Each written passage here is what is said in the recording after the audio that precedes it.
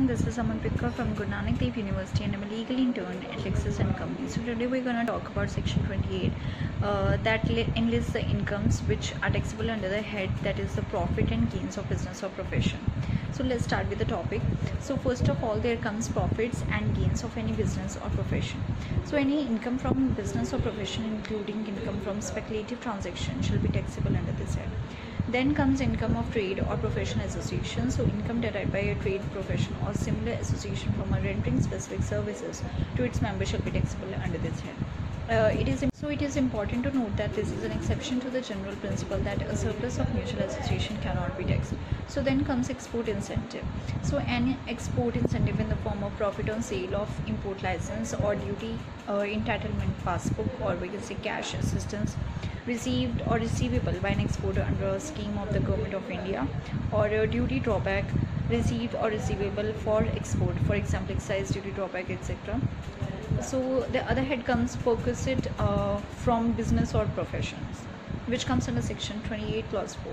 So the value of any benefit or perquisite, whether convertible into money or not, arising from business or profession shall be taxable under this head. For example, if an authorized dealer of a company receives a car from the company on achieving sale target, then market value of such car shall be taxable under the head profits and gains of business or profession. So then comes remuneration to partner. So any interest, salary, bonus, commission or remuneration received by a partner from the firm shall be taxable as business income in the hands of the partner to the extent allowed in hands of firm under section 40 clause B. So then the other one comes amount received or receivable for certain agreement. So any sum whether received or receivable in cash or in kind under an agreement for not carrying out any activity in relation to any business or profession, or we can say not sharing any how patent, copyright, trademark, license, franchise or any other business or commercial right of similar nature, or information or technique likely to assist in the manufacture or processing of goods or provisions for services.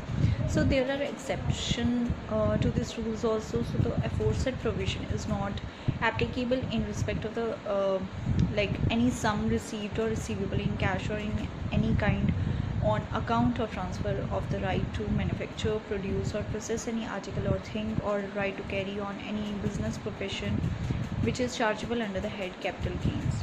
The other exception is that any sum received as compensation from the multilateral fund of the Montreal Protocol on substances that deplete the ozone layer under the United Nations Environment Programme in accordance with the terms of agreement, whether or not in writing, whether or not intended to be enforceable by legal proceedings entered into with the Government of India. So the other provision comes a Keyman insurance policy. So any sum received under Keyman insurance policy, including bonus on such policy, as per section 10 clause 10D, Keyman insurance policy is a life insurance policy taken by a person on the life of another person who is or was an employee of the first mentioned person, or we can say in any manner whatsoever connected with the business of the first mentioned person, and includes such policy which has been assigned to a person at any time during the term of the policy without any consideration. So other provision which comes under section 28 is the conversion of stock into capital asset. So the fair market value of inventory as on the date on which it is converted into or treated as a capital asset. So the other provision is that recovery against certain capital assets covered under section 35 AD. So we can say any sum received or receivable in cash or kind on account of any capital asset other than land or goodwill or financial instrument being demolished, destroyed, discarded or transferred, if the whole of the expenditure on such capital asset has been allowed as a deduction under section 35 AD. So there are some important points like chargeability.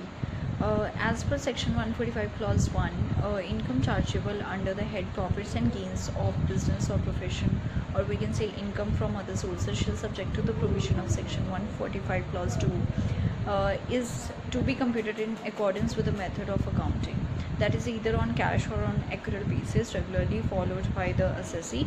So however, there are certain expenditures specified under section 43B which shall be deductible only on cash basis, As per section 145 clause 3, where the assessing officer is not satisfied about the correctness or completeness of the accounts of the assessee, or has not been regularly followed by the assessee, or income has not been computed in accordance with the notified standards, then the assessing officer may make an assessment in the manner provided under section 144, that is best judgment assessment. So then comes the negative income. So income includes a negative income, that is the loss is incorporated in it. So then the notional profit. So under this, a person cannot do business with himself, hence national profit is not taxable. For example, if proprietor withdraws goods costing 10,000 for personal use at an aggregate value of 12,000, then profit of 2,000 shall not be taxable. Then comes anticipated profit or loss. So anticipated or potential profit or loss which may or may not arise in future are not considered for deriving taxable income. Then comes the legality of business. So there is no difference between legal or illegal business from income tax point of view. So even income of illegal business shall be taxable. Then the compilation of income of all business or profession. So if an assessee carries on several business or profession, then income from all business or profession shall be merged together. Then there comes business or profession must be carried on during the previous year. Income is chargeable under the head profits and gains of business or profession. Only if the business is carried on by the assessee during the previous year, it is not necessary that the business should continue throughout the year or till the end of the previous year. So this was all about section 28 of Income Tax Act. I hope you like this video. If you like this video, put a thumbs up on this video, and also don't forget to like and subscribe the channel. Let's click.